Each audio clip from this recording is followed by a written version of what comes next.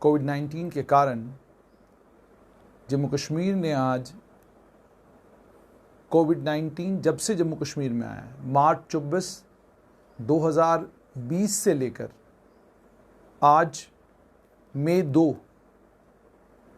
तक का सबसे बड़ा मौत का आंकड़ा देखा है।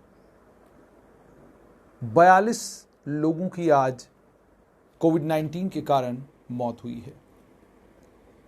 माफ़ कीजिएगा, 41 लोगों की कोविड-19 के कारण मौत हुई है।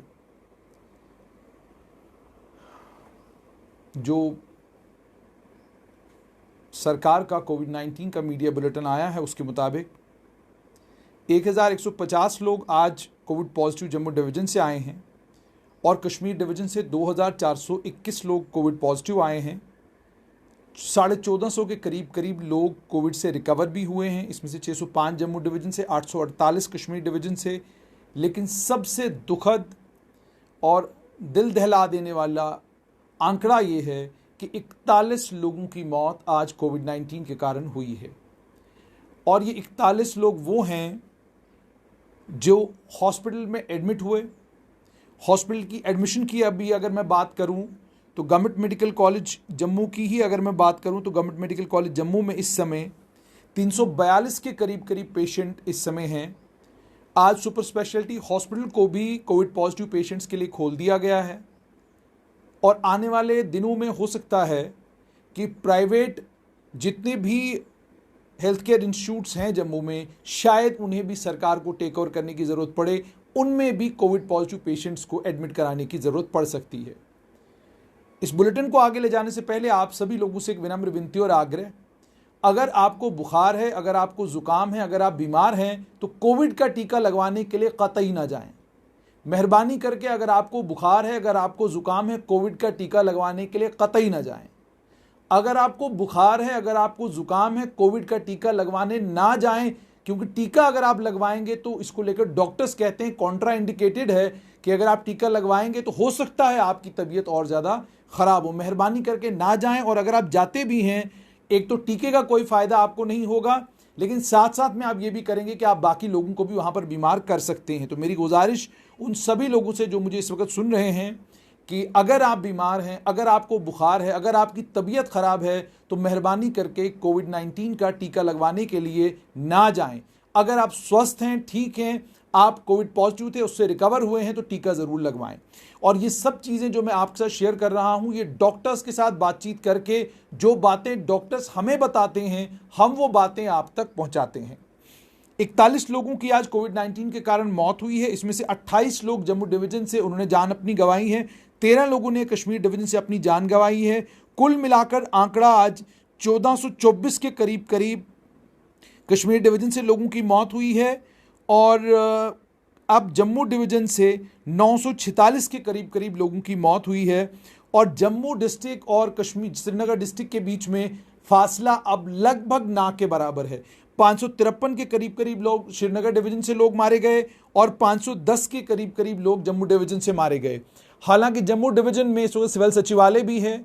कल रात को 10 बजे के करीब MD NHM मोहम्मद यासीन और उनके साथ में डिवकॉम जम्मू डॉक्टर राघव लंगर खुद गवर्नमेंट मेडिकल कॉलेज गए, PPE किट पहनी, अंदर वो HDU वार्ड्स में गए, बाकी वार्ड्स में गए, बीमार पेशेंटों को देखा, वहाँ पर मीटिंग्स की और उन्हें उन मीटिंगों में उन्होंने तमाम डॉक्टर्स से ये गुजारिश की, बाकी तमाम स्टाफ से ये गुजारिश की कि जो ऑक्सीजन की शॉर्टेज बिल्कुल नहीं आनी चाहिए और अगर थोड़ी सी भी ऑक्सीजन कहीं ज़ाया हो रही है उस ऑक्सीजन को भी ज़ाया मत होने दें और जिस पेशेंट को ऑक्सीजन की ज़रूरत है उसी पेशेंट को ऑक्सीजन दें। जिस पेशेंट को ऑक्सीजन की ज़रूरत नहीं है, मेहरबानी करके उसको ज़बरदस्ती ऑक्सीजन पर ना रखें, ऑक्सीजन वाला बेड खाली करें ताकि वहाँ पर किसी और पेशेंट को रखा जाए। हालात गंभीर होते जा रहे हैं और इन गंभीर हालातों के बीच में आज की खबर जो पॉजिटिव केसेस की है, श्रीनगर से आज के दिन 1126 पॉजिटिव केसेस आए हैं, बारामुल्ला से 268, बडगाम से 195, पुलवामा से 99, कुपवाड़ा से 122, अनंतनाग से 222, बांडीपुरा से 71, गांदरबल से 68, कुलगाम से 188 और शोपियन से 62 के करीब कोविड पॉजिटिव केसेस आज के दिन आए हैं। जम्मू से आज 486 पॉजिटिव केसेस आए हैं और उसके बाद उधमपुर से 105 पॉजिटिव केसेस आए हैं। राजौरी में नंबर बढ़ रहा है, 162 पॉजिटिव केसेस आए हैं। डोडा में अभी भी स्थिति ठीक है, 25 पॉजिटिव केसेस आए हैं, लेकिन मेरी जानकारी के मुताबिक डोडा में टेस्टिंग भी बहुत कम हो रही है।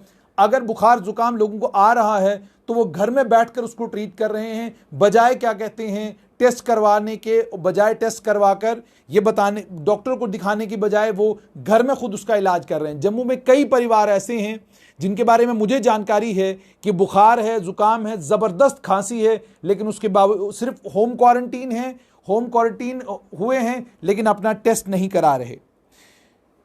जम्मू की बात करें तो जम्मू में 486 केसेस आए हैं, उधमपुर में 105, राजौरी में 162, डोडा में 25, कठुआ में 120, सांबा में 115 केसेस, किश्तवाड़ में 20, पुंछ में 45, रामबन में 34, रियासी में 38 केसेस।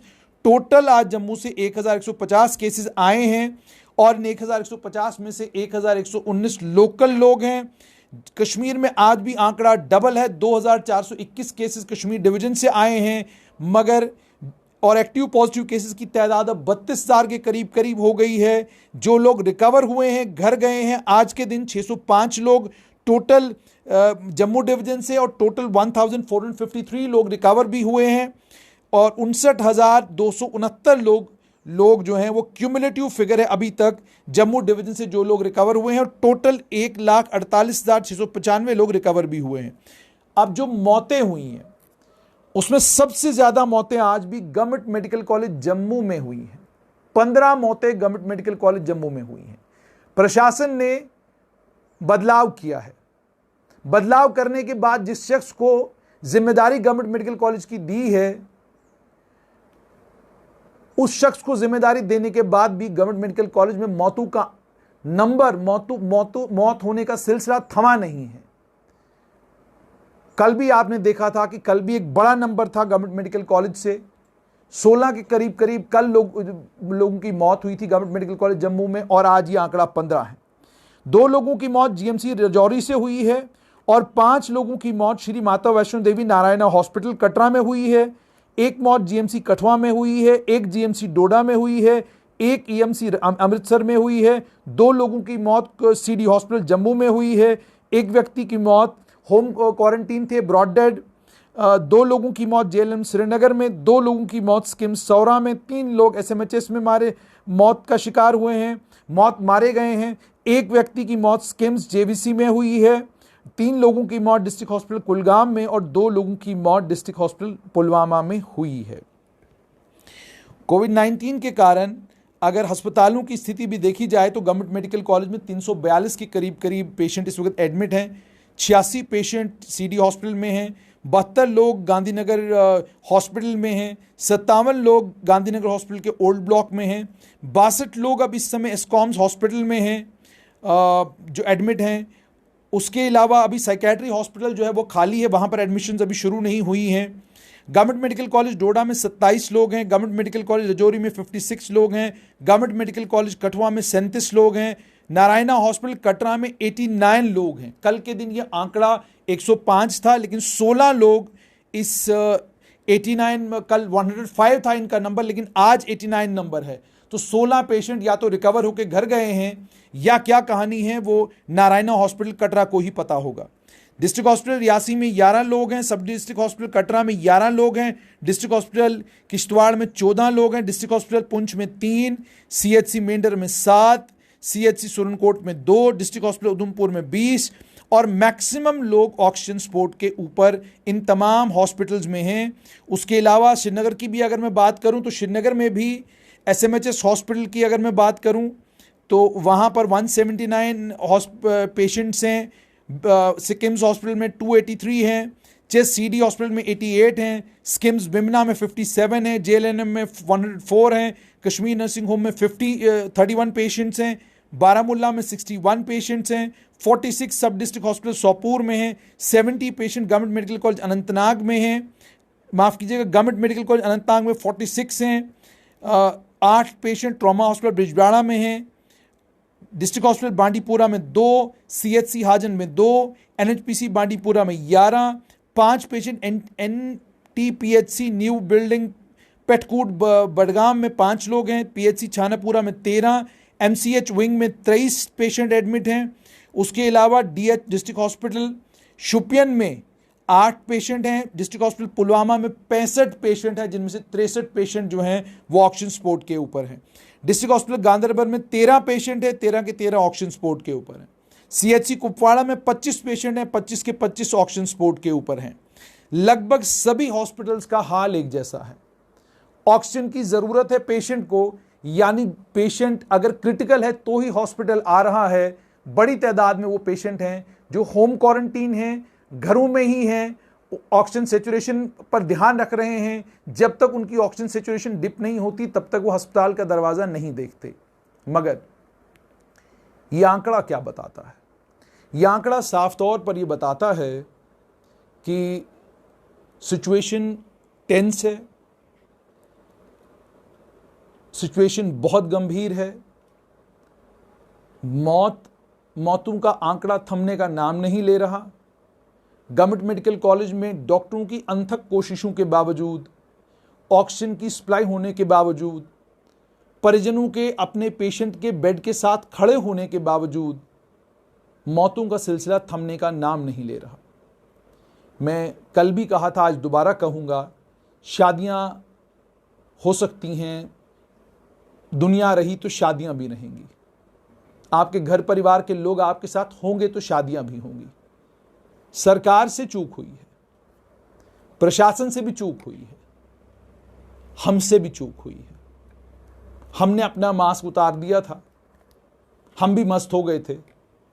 सरकार ने भी आम लोगों की सहूलत को ध्यान में रखते हुए सभी प्रतिबंध हटा दिए एक एक करके, जैसे जैसे उनको लगने लगा कि सिचुएशन जो है, हालात जो हैं वो ठीक होने लगे हैं।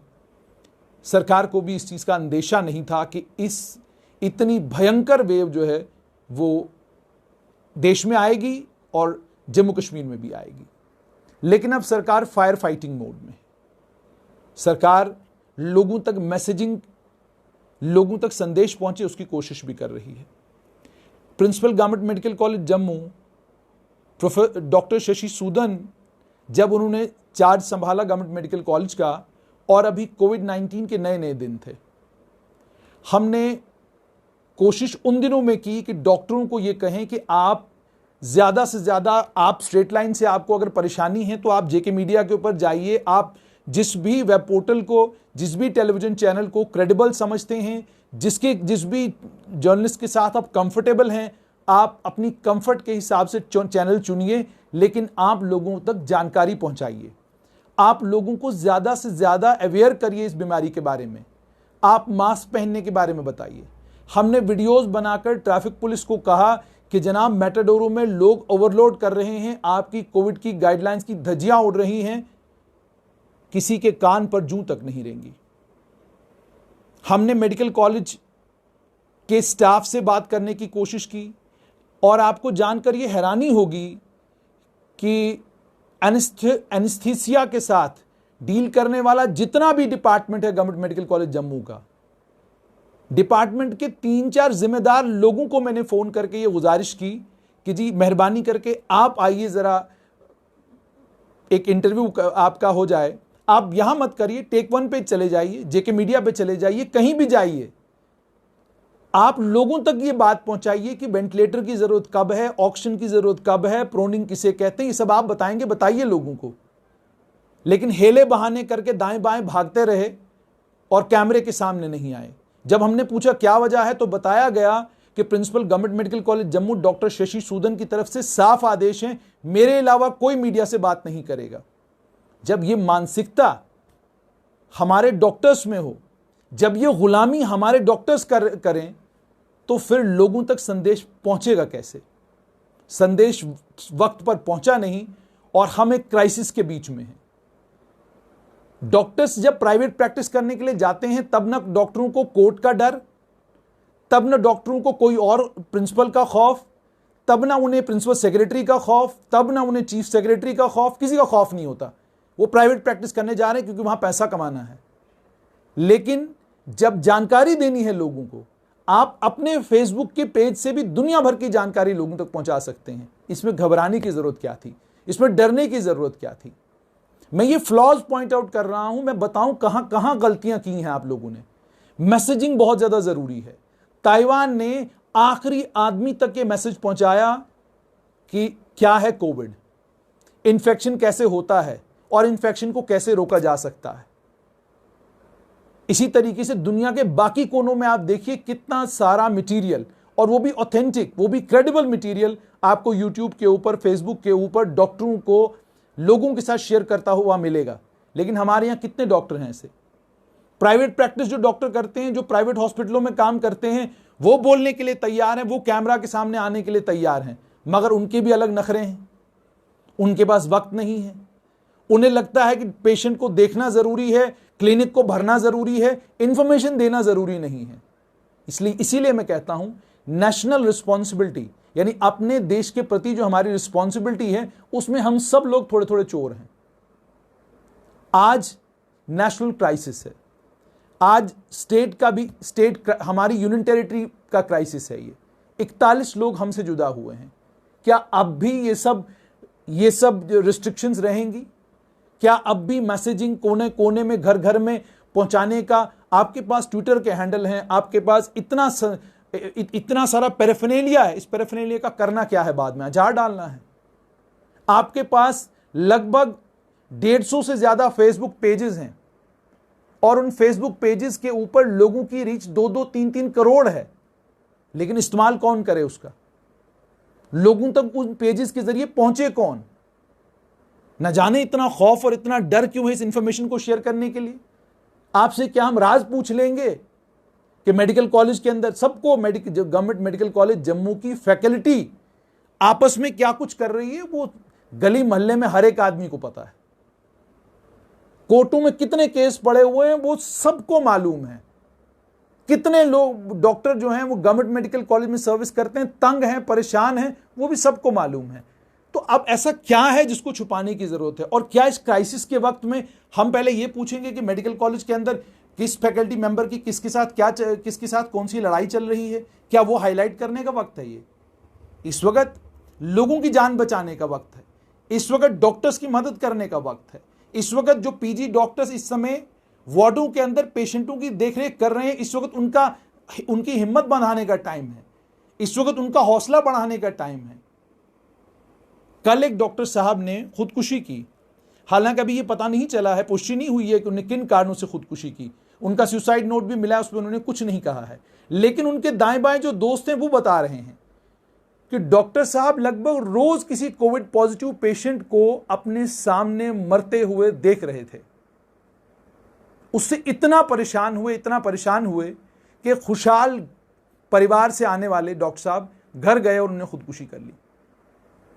ये सच है या नहीं है ये तो आने वाले दिनों में पता चलेगा, पर यह कहा जा रहा है।